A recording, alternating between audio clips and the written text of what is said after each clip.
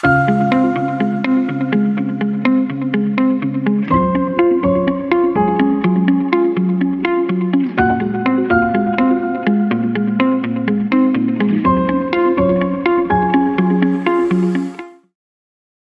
students to the class assignments of some basic concepts of chemistry.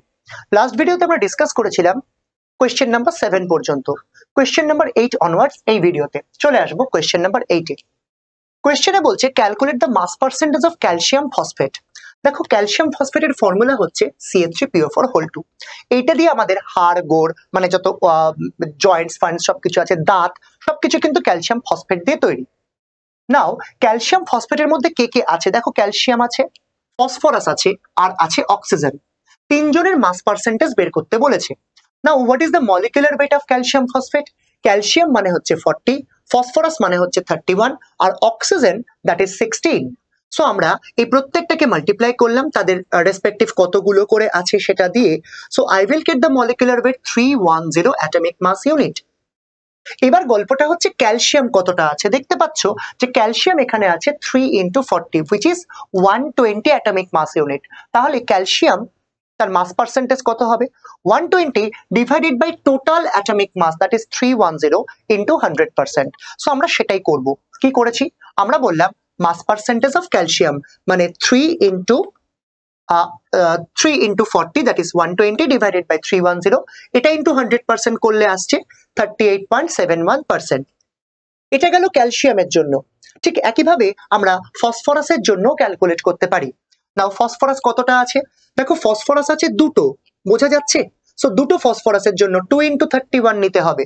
তাহলে আমরা বলবো 2 × 31 that is 62 divided by 310 মানে 1/5 করে আমরা আলটিমেটলি পেলাম 20%। এটা গেল ফসফরাসের। ঠিক একইভাবে আমরা অক্সিজেনের জন্য বের করতে পারি। আরেকটা প্রসেস আছে, দেখো তুমি তো দুটো জিনিস পেয়ে গেছো, এটা হচ্ছে ক্যালসিয়াম, এটা হচ্ছে ফসফরাস, দুটোকে অ্যাড করে 100 থেকে মাইনাস করে দাও, you will get the mass percentage of oxygen. আরেকটা কনভেনশনাল যেভাবে আমরা করছিলাম সেভাবেই করব। তাহলে অক্সিজেনের কতগুলো অক্সিজেন আছে আমাদের কাছে? 8খানা অক্সিজেন। দেখো ভালো করে, অক্সিজেন PO4 হোল 2 তো, তাই 4টে অক্সিজেন ইনটু 2, টোটাল 8 অক্সিজেন্স। তাহলে 8 into atomic mass of oxygen that is 16 divided by 310 into 100% and the answer will be 41.29%। এটা গেল আমাদের কোয়েশ্চেন নাম্বার 8 এর আনসার। এভাবেই মাস পার্সেন্টেজ বের করতে হয়। মুভ করব কোয়েশ্চেন নাম্বার 9 এ। দেখবো class assignment question number 9। Question number 9 এ যে ক্লাস অ্যাসাইনমেন্টটা আছে, এখানে আমাদের কাছে দুটো ফ্লাস্ক আছে, একটা ফ্লাস্ক পি আর একটা ফ্লাস্ক কিউ। নাও পি ফ্লাস্কের মধ্যে অক্সিজেন গ্যাস আছে 0.5 মোল আর কিউ ফ্লাস্কের মধ্যে 0.4 মোলস অফ ওজোন গ্যাস আছে which is O3। তোমাকে জিজ্ঞাসা করেছে কোন ফ্লাস্কের মধ্যে greater number of oxygen atom present আছে। নাও O2 তে কটা অক্সিজেন থাকে? আমরা জানি O2 মিন্স দুটো অক্সিজেন আর O3 মিন্স তিনটে অক্সিজেন। তোমাকে শুধু এই মোলের হিসাবটা দিয়ে বার করতে হবে। এবার দেখো 0.5 মোলস অফ অক্সিজেন গ্যাস। তাহলে একটা কাজ করি, আমি বলবো 1 মলিকুল অফ অক্সিজেন মানে তো দুটো অক্সিজেন অ্যাটম আর 1 মলিকুল অফ ওজোন মানে তিনটে অক্সিজেন অ্যাটম। তো প্রথমে যেটা করব ফ্লাস্ক পি এর জন্য ক্যালকুলেট করব। দেখো ফ্লাস্ক পি এর জন্য 1 মোল অফ অক্সিজেন গ্যাস মানে কতগুলো মলিকুল? আমরা জানি that is n number of molecule which is 6.022 × 10⁻23। এটা অ্যাভোগাড্রো নাম্বার। তার মানে 1 মোল অক্সিজেন মানে এতগুলো অ্যাটম, অতগুলো মলিকুল। এবার আমি কি করছি, এটা মলিকুলের থেকে অ্যাটমে কনভার্ট করছি। জানি একটা মলিকুল মানে দুটো অ্যাটম, তো 2 দিয়ে মাল্টিপ্লাই হয়ে যাবে। তাহলে আমরা পেয়ে গেলাম আমাদের 0.5 মোলস এর জন্য এটা ইনটু 0.5 আর এক একটার জন্য দুটো করে অ্যাটম, তাই জন্য আমরা ইনটু 2 করছি। সো আলটিমেটলি আনসারটা কি হলো? 6.022 × 10⁻23। এটা হচ্ছে ফ্লাস্ক পি এর মধ্যে কতগুলো অক্সিজেন অ্যাটম আছে। এবার আমরা চলে যাব ফ্লাস্ক কিউতে। দেখো ফ্লাস্ক কিউতে আছে ওজোন গ্যাস।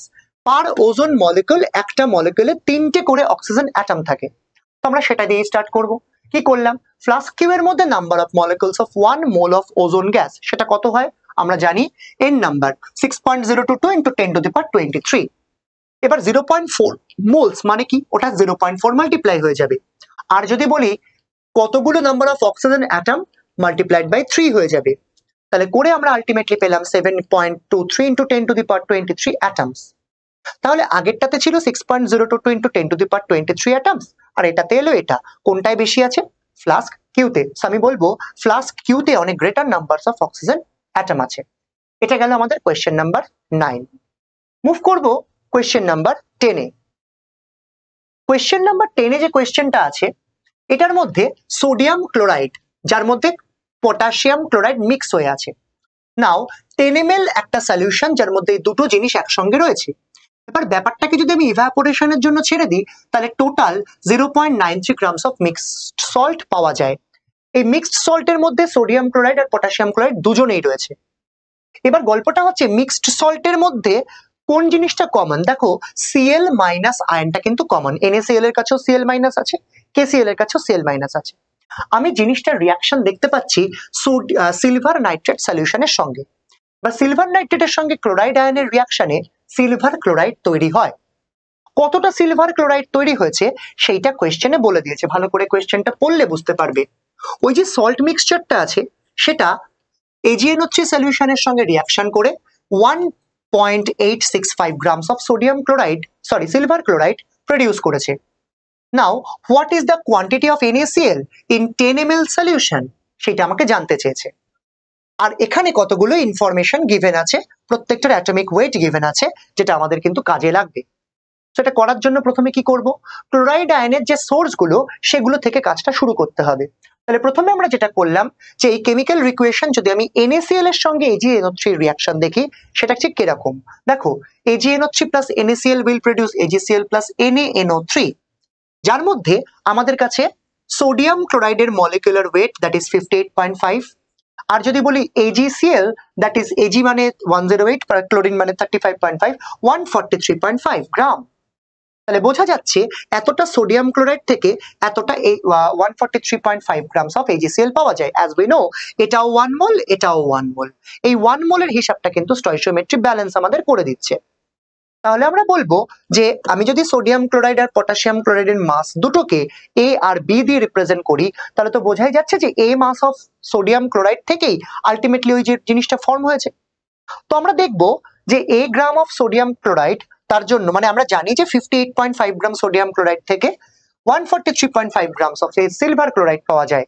তাহলে A গ্রাম থেকে কত গ্রাম পাওয়া যাবে হিসাবটা করে রেখে রাখলাম। এবার দেখো আমাদেরকে বলে দিয়েছিল টোটাল মিক্সড সল্টের ওয়েট দ্যাট ইজ 0.93, তাহলে বোঝা যাচ্ছে যে A আর B কে অ্যাড করলে 0.93 পাওয়া যাবে। এবার আমরা KCl এর কাছে চলে যাই। দেখো KCl এর মলিকুলার ওয়েট হচ্ছে 74.5 গ্রাম। নাও ওটাও তোমার 1 মোলের জন্যই হবে। 1 mole of KCl will produce 1 mole of AgCl. Now AgCl এর ওয়েট আমরা জানি 143.5, তাহলে বোঝা যাচ্ছে যে 74.5 গ্রাম KCl gives 143.5 grams of AgCl. Now B গ্রাম থেকে কত পাবো সেটা আমি অ্যাড করে নিলাম। এবার দেখো আমাদের কাছে তো একটা ইনফরমেশন আছে যে A plus B that gives 0.93, তো আমরা কি করব? আমরা বলবো AgCl কতটা ফর্ম হয়েছে, দেখো লেখা আছে 1.865 গ্রাম। এবার আমাদের যে ইনফরমেশন গুলো আমরা পেয়েছি মানে এটা প্লাস আগেরটা দুটোকে অ্যাড করে তো ultimately 1.865 grams of AgCl produce হচ্ছে, because we know that AgCl এর দুটো সোর্স, একটা NaCl আর একটা KCl, তো দুটো সোর্সকে অ্যাড করলে আমরা 1.865 গ্রাম পাচ্ছি।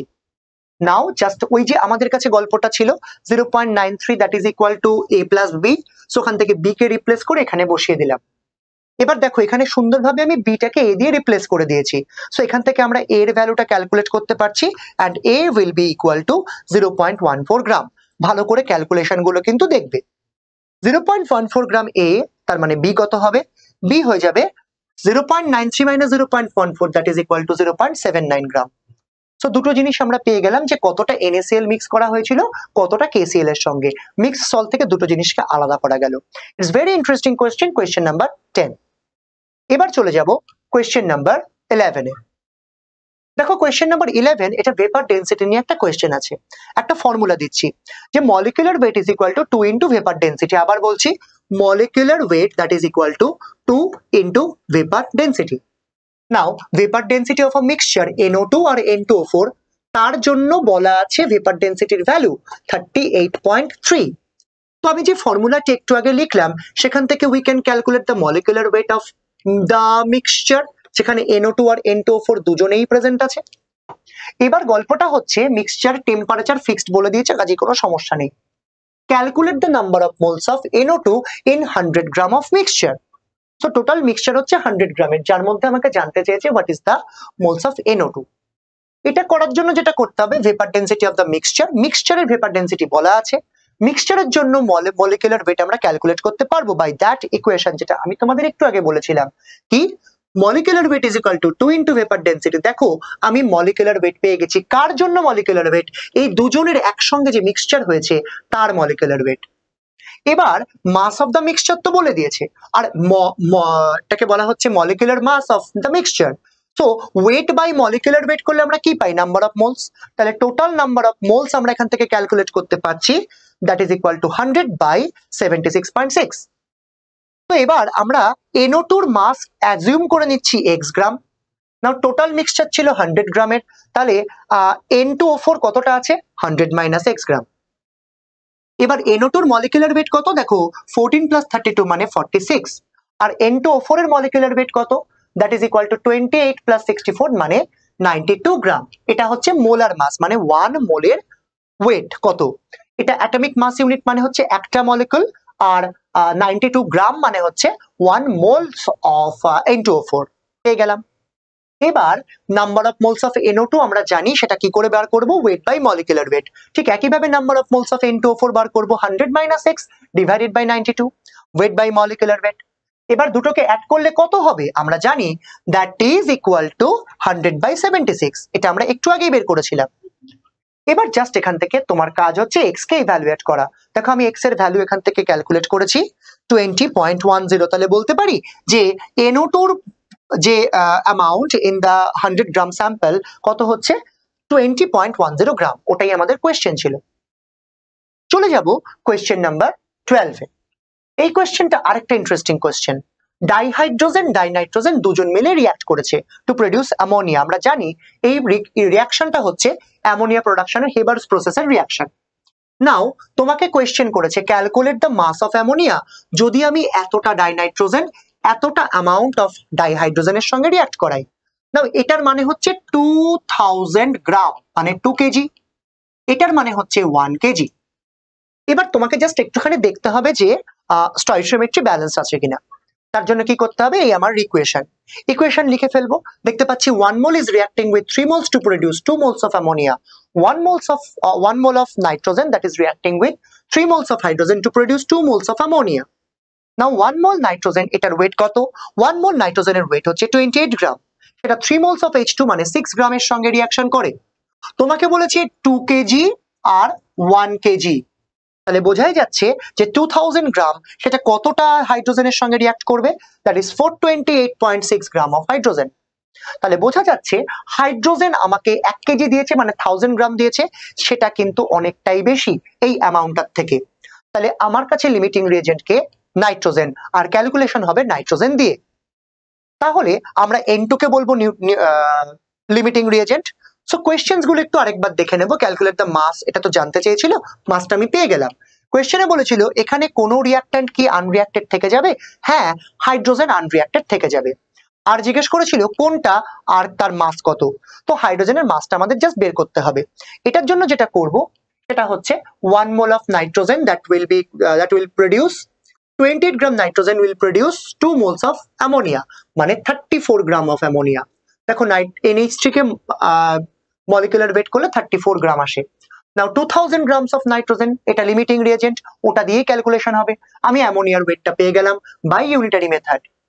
এবার হাইড্রোজেন কতটা আনরিঅ্যাক্টেড পড়ে থাকবে? 1000 গ্রাম অফ নাইট্রোজেন, সেখান থেকে হাইড্রোজেন, সেটার থেকে তুমি এটা রিঅ্যাক্ট করে গেছে, তাহলে পড়ে থাকছে হাইড্রোজেন, সেটা হচ্ছে 1000 minus 428.6 that is equal two 571.4 গ্রাম। এই হাইড্রোজেন কিন্তু আনরিঅ্যাক্টেড পড়ে থাকবে। খুবই ইন্টারেস্টিং একটা কোয়েশ্চেন ছিল, লিমিটিং রিয়েজেন্ট ওরিয়েন্টেড কোয়েশ্চেন।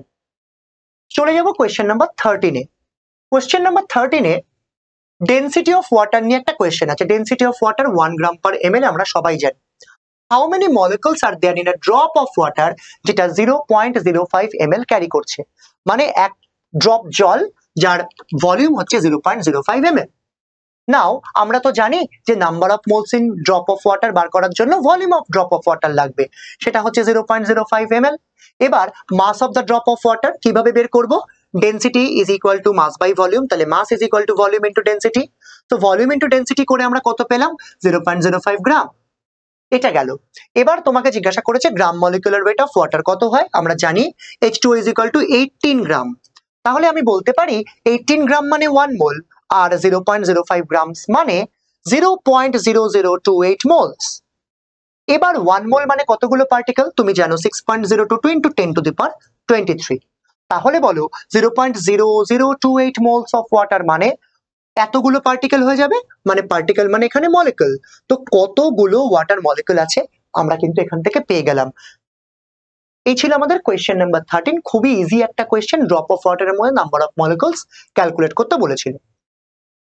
আচ্ছা, এবার যাব আমরা কোয়েশ্চেন নাম্বার 14 কোয়েশ্চেন নাম্বার 14 দেখবে।